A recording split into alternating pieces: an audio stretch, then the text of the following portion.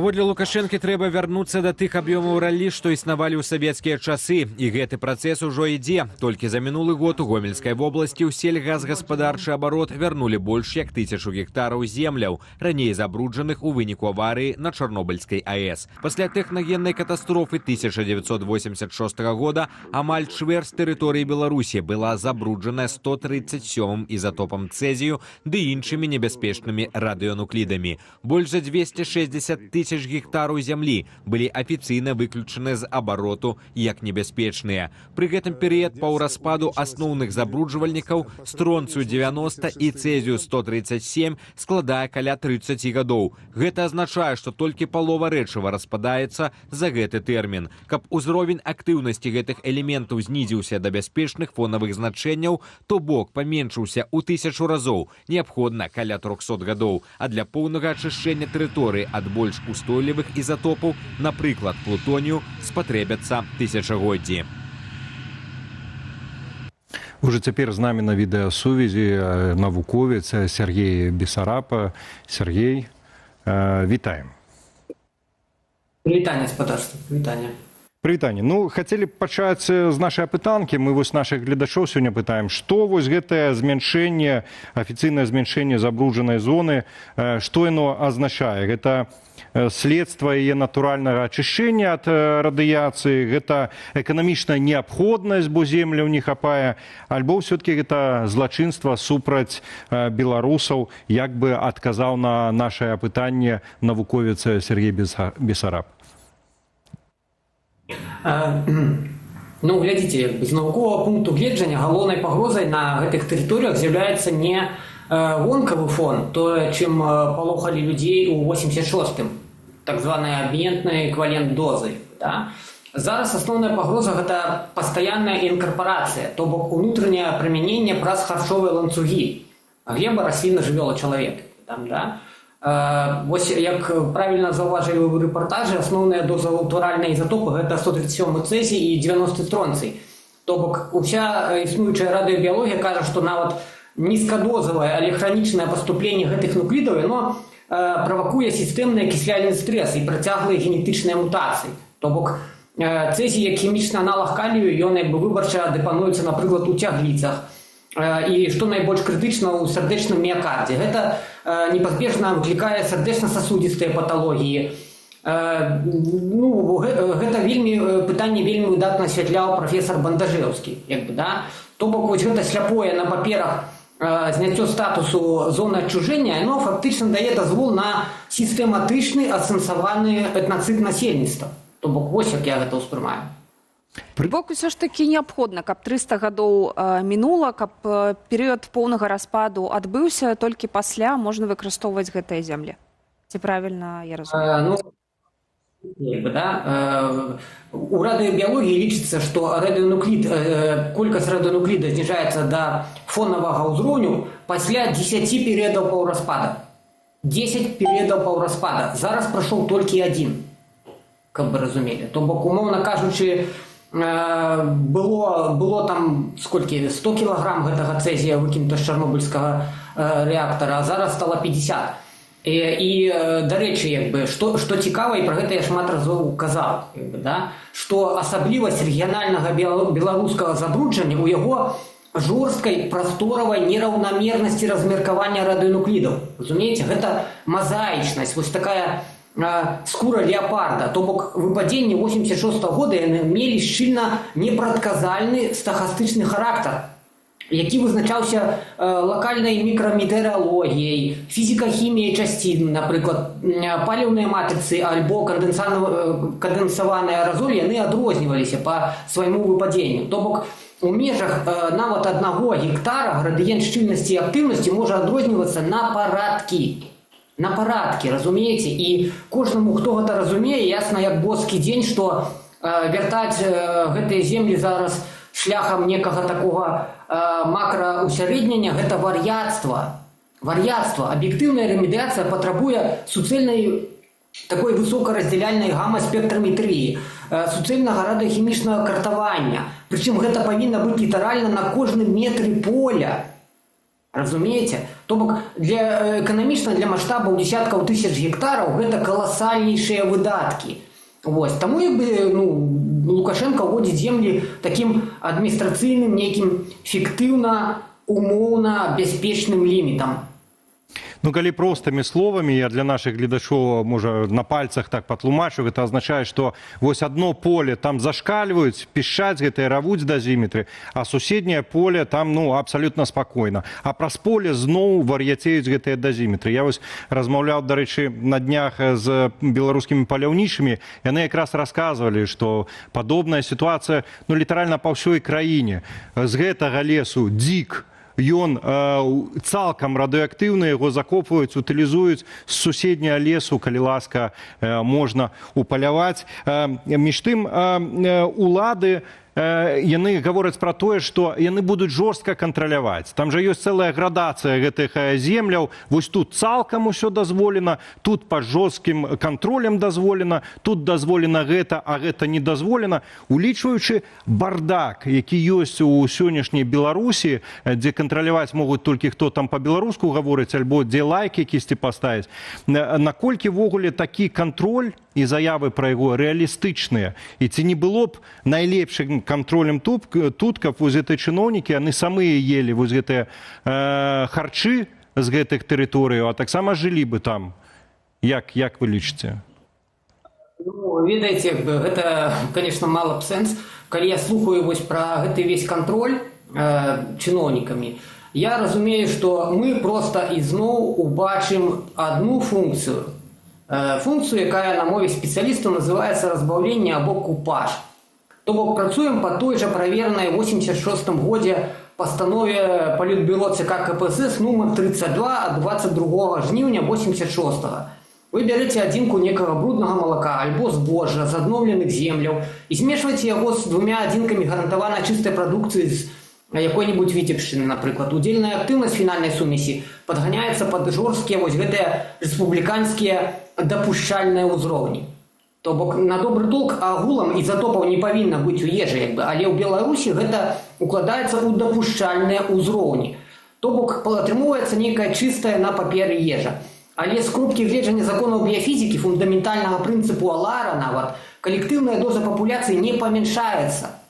Насельніцтва па ўсёй краіне ўсё адно інтэгральна паглынае той самы фізічны аб'ём ізатопаў. То бок улады дамагаюцца зацвярджэння таварнасці экспарту, разумееце, больш нічога. І паралельна яны губляюць галоўнейшае патрабаванне радыёэкалогіі, лакальную празрыстасць і ізатопную адсочвальнасць забруджаных прадуктаў. То бок, гэта проста, я не магу з кропкі гледжання навукі нават неяк адэкватна гэта ацаніць, таму што гэта вар'яцтва. Акрамя вар'яцтвам гэта ніяк не назавеш.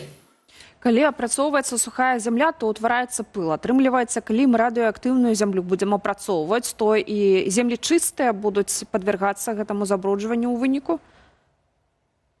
Безумоўна, будзе міграцыя. Гэта, вось, ведаеце, вельмі добра на прыкладзе меліярацыі, напрыклад, можна патлумачыць. То бок, вось гэта прамое антропагеннае ўмяшанне, тая самая меліярацыя, да? Яна незваротна парушае, так бы казаць, статус-кво у радыёэкалогіі раёна. Пераўвільготнаныя анаэробныя глебы і тарфянікі яны 40 гадоў дзейнічалі як натуральныя біягеахімічныя пасткі. То бок радыеактыўны комплекс быў схаваны і фіксаваны там без кіслароду. І зараз іх асушэнне справаджае две такія крытычныя пагрозы. Па-першае, гэта гідралагічны перанос, які трансфармуецца ў эолавы, ці ў ветравы, да? То бок, гэта па-першае. Па-другое, пры цеплавым разбурэнні глебы, пры тых жа тарфяных і лясных пажарах адбываецца найцяжэйшая разольная рэсуспензія радыенуклідаў. То бок вогнішча вяртае гэтыя 40-гадовыя аб'ёмы ізотопаў назад у трапасферу. Вось. І гэта ж яшчэ, дарэчы, мы кажам пра цэзій стронцый. І агулам ніхто з чыноўнікаў не кажа пра тое, што мы вступаем зараз у новую гістарычную фазу. Плутоній-241, які быў схаваны з 86-го года, ён распаўся і масава трансфармаваўся ў высокарухомы магутнейшы альфа-выпраменьванне камерыцы-241. Разумееце? То бок, добра, гэта проста там на поле кудысьці пераляцела, але ж яно можа патрапляць у лёгкія людзей. А дыхаць аэразолем альфа-часцін – гэта лакалізаваць амерыцыю эпітэліі бронхаў. А каб вы разумелі, як бы амерыцы, яго так званы вагавы множнік ці коэфіцыент адноснай біялагічнай эфектыўнасці, ён у 20 разоў вышэйшы за коэфіцыент для гама ці бета-выпраменьвальнікаў. То бок гэта абсалютна катастрафічна пры інгаляцыі праз органы дыхання. Вось, і расхістваць зараз па лесе там некімі плугамі ці трактарамі пасля таго, як стварылася такая прыродная каранцінная пастка, гэта проста апафеоз медыцынскага вар'яцтва. А што ж тады рабіць людзям? А што рабіць людзям, якія будуць вымушаныя працаваць на гэтых палях? Ці могуць яны хоць неяк сябе забяспечыць? Як не цынічна это прагучыць, але яны смертнікі. Яны смертнікі, як бы, в прынцыпе... конечно, можна ім параіць выкарыстоўваць рэспіратары. Вось гэтыя рэспіратары, паўмаскі, якія выкарыстоўваліся падчас ковіду. Таму што як радыяцыя, як вірусы, яны пераносяцца ў выглядзе аэразоляў. Яны трапляюць у чалавека праз лёгкія, праз паветра. Всё гэта як бы аэразолі, гэта калоідная хімія. Таму выкарыстоўвайце, калі вы там працуеце, выкарыстоўвайце маскі, каб забяспечыць сабе абарону ад гэтых аэразолей. Але гэта ж садзіцца недзе на адзенне, садзіцца на валасы. Калі вы прыйдзеце да хаты, скінеце маску, гэта ж таксама будзе ізноў рэсуспензіравацца, і трапляць у паветра вашага будынка, вашай кватэры. Гэта ізноў будуць дыхаць вашы дзеці. То бок, я не ведаю, што тут казаць. Сергей, вельмі паказальна насамрэч, што пры абмеркаванні гэтай тэмы у нас гучыць такая жорсткая лексіка, як смяротнікі, медычнае вар'яцтва. І сапраўды, калі глядзіш на гэтыя навіны, яны збіраюцца зараз торф распрацоўваць, сушыць тыя балоты яшчэ больш. Пры тым, што там пясчаныя буры – звыклая справа. Акрамя гэтага гараць лясы, которые таксама утрымліваюць гэтую радыяцыю. І гэты дым куды ляціць? Па ўсёй Беларусі. Гэта сапраўды тут толькі за галаву можна схапіцца. Як гэтае вар'яцтва можна патлумачыць? Няўжо гэтыя людзі гэтага не разумеюць, што яны забіваюць увесь народ? Няўжо гэта вось такія маньякі, крыважэрцы, людажэры, которым вось сённяшняя хвілінная выгода важнейшая за лёс цэлага народу? Разумееце, я радыяцыйны хімік, я не псіхіятр, каб гэта тлумачыць. Але вось як грамадзянін, напрыклад, каб выдаць сваё меркаванне, я параю вам проста пачытаць апошнія матэрыялы гомельскага выдання «Флагшток», прысвечаныя могільніку. Таму вось гэта Беларао, якая павінна будаваць могільнік, выбіраць пляцоўку, паглядзіце проста, якія там людзі працуюць. Там людзі працуюць, якія не маюць ні хімічнай адукацыі, ні фізічнай, ні нават мінімальнага разумення навукова-тэхнічнага. Людзі прадавалі адзенне, касметыку, ветпрэпараты нейкія, пракладвалі газавыя трубы ў вёсках, і гэтых людзей ставяць сачыць за тым, што будзе з беларусамі, з беларускай нацыяй стагоддзі. Гэтыя адходы на стагоддзі ці нават на тысячагоддзі. І сёння за іх захоўванне адказваюць такія абсалютна некампетэнтныя людзі. Ад гэтага бярэшся за галаву, і я не ведаю, гэта... я ўжо шмат разоў сказаў гэта слова вар'яцтва, але сапраўды, мне складана, я не ведаю, як гэта патлумачыць. Сергей, давайте дакінем да этого вар'яцтва яшчэ шуфлю. Гэта трэці энергаблок. Яшчэ адзін яны спрабуюць, хочуць дабудаваць у астраўцы. Пры гэтым у іх пастаянныя прафілактычныя спыненні ўжо існых энергаблокаў. Наколькі вось гэтае спыненне – гэта нармальная практыка? Бо мы памятаем, аварыя на ЧАЭС, она здарылася таксама, калі яны спрабавалі там спыняць, тумблеры круціць. Ці тут мы маем паўтарэнне, вар'яцкае паўтарэнне гісторыі, альбо, в прынцыпе, гэта нармальна, а мы тут з вами нешта нагнетаем? Глядзіце, дарэчы, ён і зараз зупыніўся. Так. Зупынены. Тут на самой справе таксама шмат разоў пра гэта казалася, што беларуская АЭС з усіх экспартных АЭС Росатома, то бок АЭС, якія пабудаваныя ў іншых краінах, яна самая нешчаслівая, гэта нейкі вырадак Росатома. У ёй максімальна магчымы з усіх пабудаваных АЭС час прастою.